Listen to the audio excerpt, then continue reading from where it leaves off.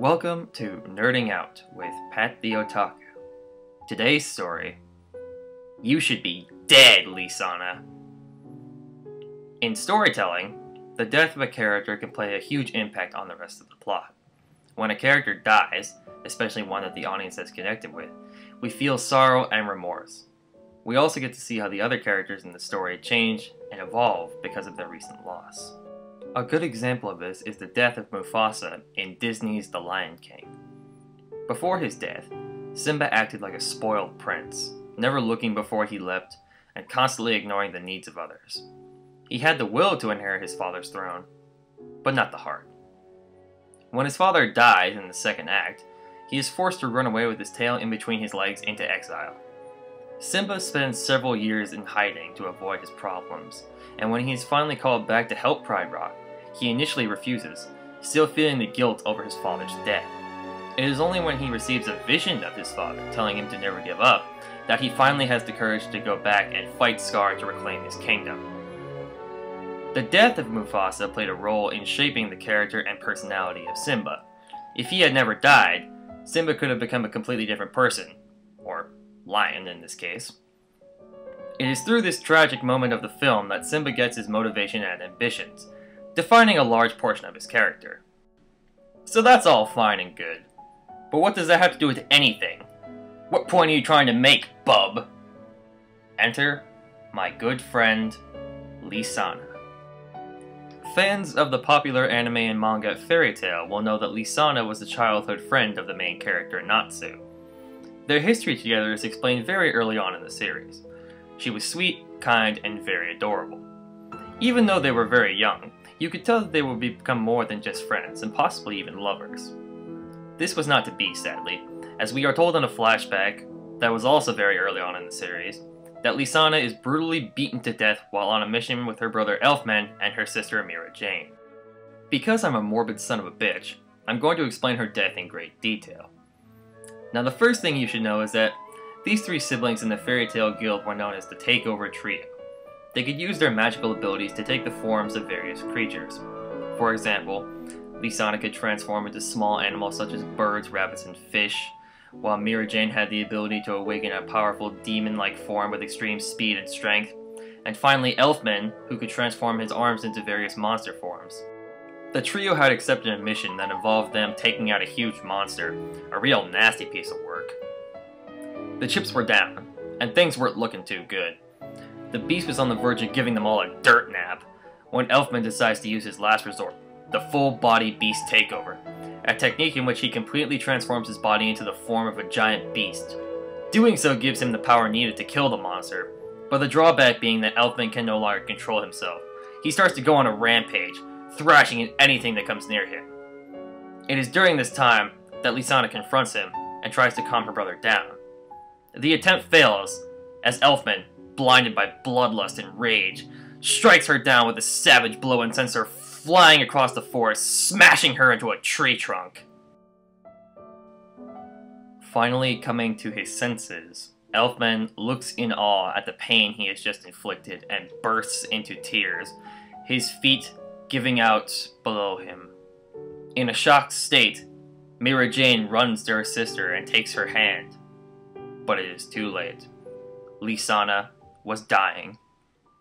She uses the last few moments of her life to tell her family that she loved them, and then she took her last breath and died. Supposedly! The death of Lisanna had a huge impact on three characters of the main cast, two being minor characters, and the other being the main character of the series himself. Because of her sister's death, Mira Jane's whole outlook on life changed dramatically. She became less obsessed with herself and her own strength, and more concerned about her fellow guildmates. Gone were the days of fighting with Erza, and in was the new level-headed Lady of Grace, ready to help anyone in need. Because he was ultimately responsible for the death of his younger sister, Elfman would forever be guilted by his past. He had learned the hard way that with great power came great responsibility. He now had to strive to not only be strong in body, but also in mind. He was forced to learn that strength, true strength, was knowing your own limits, and knowing when not to get ahead of yourself. Because of this, he starts taking steps toward controlling his powers, and becoming more aware of the needs of his guildmates. Natsu, the main character, took the death of Lisana very hard. He was only a preteen, barely 11 years old, and not only had he lost his father figure, but now his best friend as well. He was, however, the quickest person to move on from her death, as he still had his cat Happy, which he and Lisana had raised from birth together. Weirdly enough, from an egg. Seeing Happy as a piece of Lisana's legacy, he was able to put his past aside and become more motivated than ever to become stronger and protect his friends. And then the Edolas arc came and took a massive dump on all of that. All that character building done earlier in the series, mostly wasted and made out to be less important than it actually was. Why? Spoiler alert! Turns out Lisana didn't actually die. She just got spirited away. Dun dun dun! Long story short, the recently ended Edolas arc of the fairy tale anime finds our heroes sucked away to an alternate universe that is parallel to the Earth by a bright light that rips open a hole in the sky. In this universe known as Edolas, people are the polar opposite of the way they act on the Earth. A funny example of this is when the Edolas Natsu loves to fix up and engineer cars, while the Earthland Natsu hates any kind of transportation due to motion sickness. It is here that our heroes see what they think is the Edolas version of Lisana, who they assume never died in this universe, but surprise surprise, it's the Earthland Lisana. What luck! After they return to Earthland, Lisana spends some time explaining that she never really died. She just got turned into sparkly stardust and sucked up into Edolas through a vortex while in a weakened state of near death, and how when she woke up, she found the Edolas version of Fairy Tail waiting for her, thinking it was their universe's Lisana. Now I know what your inner comic book nerd is telling you. What about the Edolas Lisana? Wouldn't somebody notice that there were two Lisanas existing in the same universe?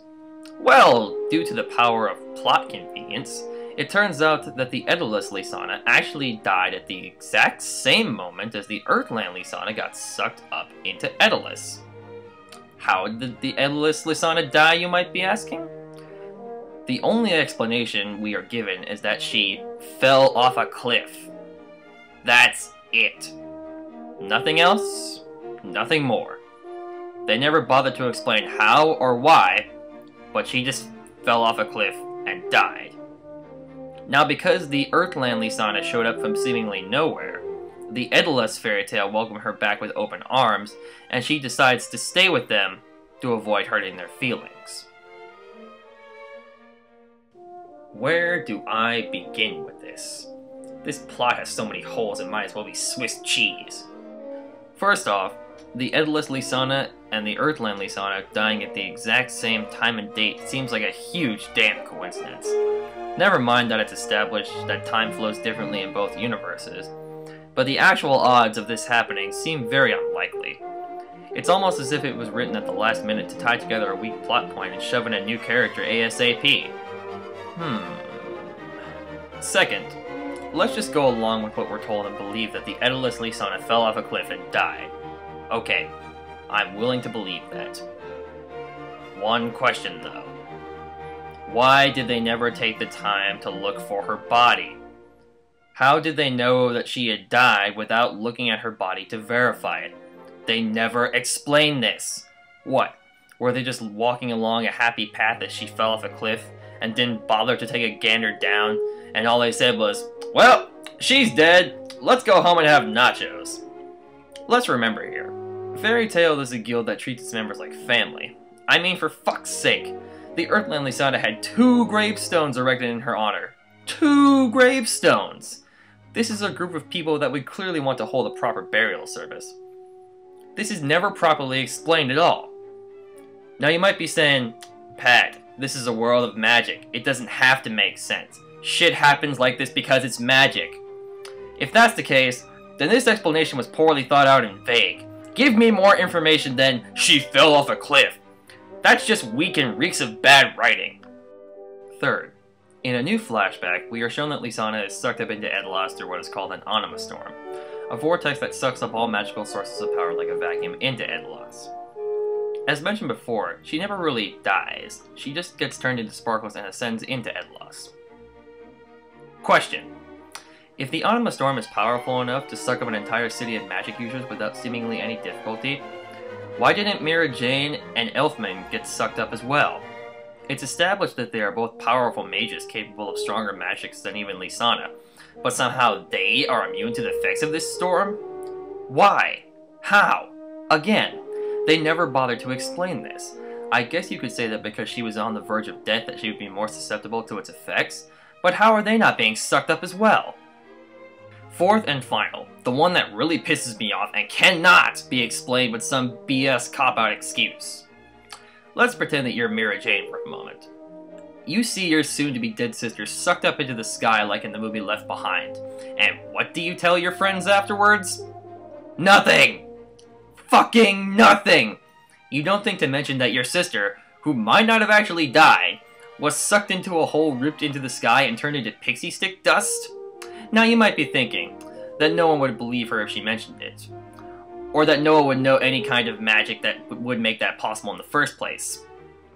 Bull! She's a member of Fairy Tail, one of the strongest groups of magic users in the world! Surely someone would know something about this. We're even told after the fact that the Guildmaster knew about the Edolas world all along. So why did she never think to mention this? Like in the Edolas world, they just sort of assume that she's dead. She's written off. They never find her body. This is such shitty writing. Nothing you can say can explain this. Why would she never mention this to anyone? Not even to Natsu, her little sister's best friend. Elfman I can kinda understand. He probably would never want to mention it because of the guilt he felt over killing his sister. But why not Mira Jane? She has no reason not to tell her friends this. This just irritates me beyond belief. It's such a simple thing. They never explain that she ever tells anyone this. They just sort of tell them, oh, she died. So now you're sitting there, saying to yourself, okay, you found these plot holes. But why does any of that matter at all? So what if a dead character came back to life? Lots of anime and TV shows do the exact same thing. Why are you bitching about it in this case? I'm all for bringing back a character back from the dead, if it adds to the story and the characters and is properly explained. Even a horrible movie like Transformers 2 explains how and why Optimus Prime came back to life. There it made sense because Prime was the only way to kill the Fallen, and they already had the pre-established plot device, the Allspark, so it could make sense. But here, I feel that bringing this character back to the main cast hurts more of the other characters than it helps. For example, Natsu's motivation to protect his friends is now slightly undermined. Mira Jane's drastic change in outlook to her life now seems less important and coherent. And Elfman, poor Elfman's entire character arc gets royally butt-fucked by a goat. His whole backstory about knowing your limits and vowing to be a better man to atone for the horrific actions he took are almost completely pointless now. Sure, he learned something, but now all the drama and emotion of the character has been ruined. He's boring now, just another walking buff anime guy cliché strongman. Now in all honesty, what have you gained from adding this new character to your roster? Another member of the motley crew of Fairy Tail? Great, that's what, 279 main characters I have to follow now? All kidding aside, I don't even dislike her character, but I feel her existence in the story as a flesh and blood character does more harm than good to many of the important cast. It seems to me that the writer wanted to add in a new character for no other reason than he felt like it, so he decided to weave in sloppily thought out concepts from the character flashbacks into the overall story to poor effect. Bottom line, sometimes less is more when it comes to characters, and if you do decide to add a new character into a story, think carefully about how it might rock the boat. Now if you excuse me, I have a date with a silver-haired siren and a .44 Magnum handgun. I hope to see you again.